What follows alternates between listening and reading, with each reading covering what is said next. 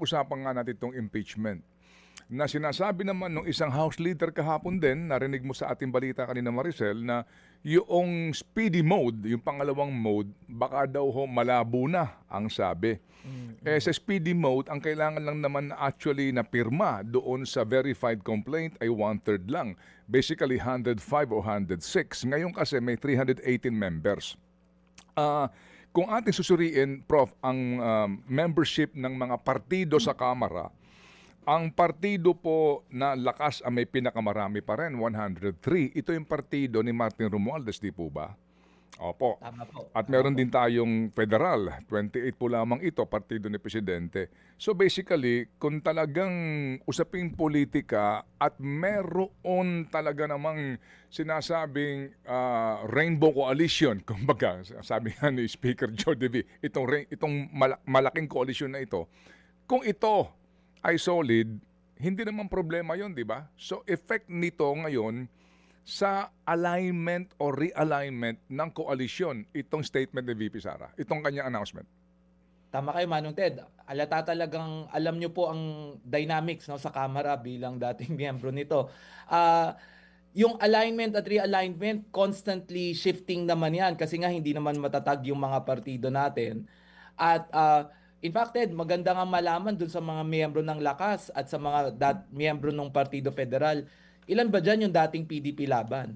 No? So, parang kasi yung party affiliations, parang damit yan na sinusuot, hinuhubad, nagsusuot ng iba, sinusuot ulit. So, I think yung party affiliations, ideally dapat ganun ang pagboto sa issue, sa impeachment at kung ano man ang nakahain sa Kamara.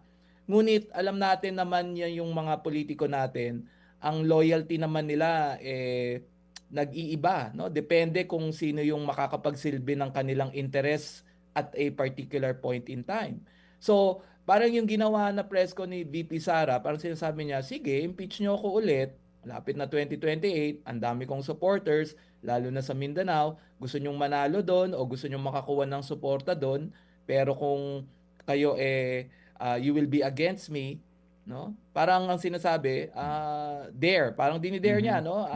Tingnan natin kung ano mangyayari sa mga karera nyo. And in fact, kung alam naman po natin yung behavior, nakita naman po natin ang behavior ng Vice Presidente, no, at ng mga Dutertes in general. Part ng kanilang branding uh, yung hindi nila pinapalampas yung mga uh, uh, uh, who have slighted, no, yung mga kaya nga yung iganti nyo kami, no, yung mga ganon, no, in the sense na parang warning, no, pag-isipan nyo mabuti, no, kaya nga Ted, napaka-interesting for me yung mga pumirma last year.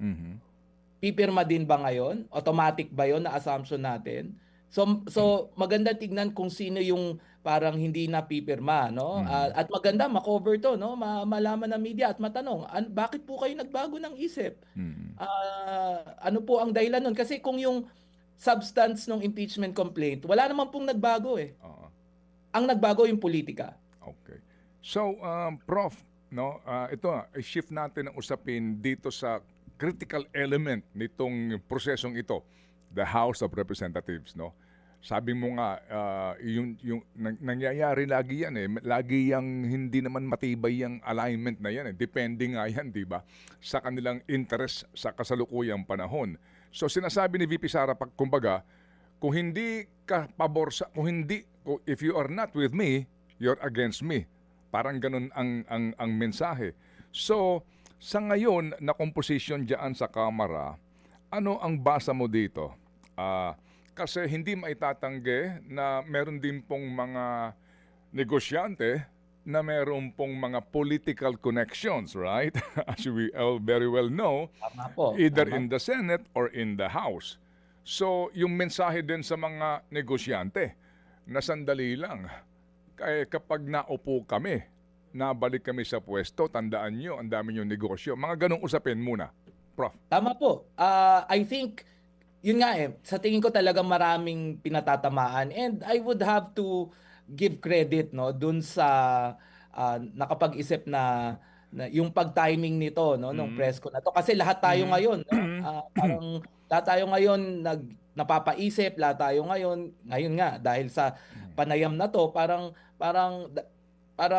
lahat tayo ngayon nagre-react, no? At kasama na doon yung business sector, kasama na yung ekonomiya, kasama doon yung may mga malalaking negosyo at yung maaaring maraming mawala sa kanila kung sakaling babalik sa pwesto yung dinastiya ng mga Dutertes. At in fact, marami dito sa mga negosyante na to, ito naman yung, hindi naman po nakatago yan, ito naman po yung nagpopondo ng mga kampanya ng mga politiko. So therefore, yung politiko, yung businessman o yung tycoon o yung conglomerate, kailangan din mapaisip. Ang critical sa mga negosyante, Ted, is paano ko mapoprotektahan, no? How can I assure na kung ano man yung benepisyo na natatanggap ko, kung ano mang access yung natatanggap ko, mapapanatili ko yon. At dahil doon, syempre, nakita mo yung mga surveys ngayon, klarong-klaro na frontrunner ang vice presidente.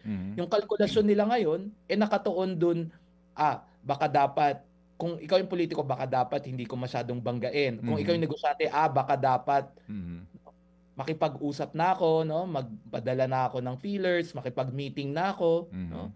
Para at least nasa radar ako kung sino man yung nagiging presidente sa 2028. Mga kapatid, brothers and sisters, saan ka pa? Dito na tayo sa totoo.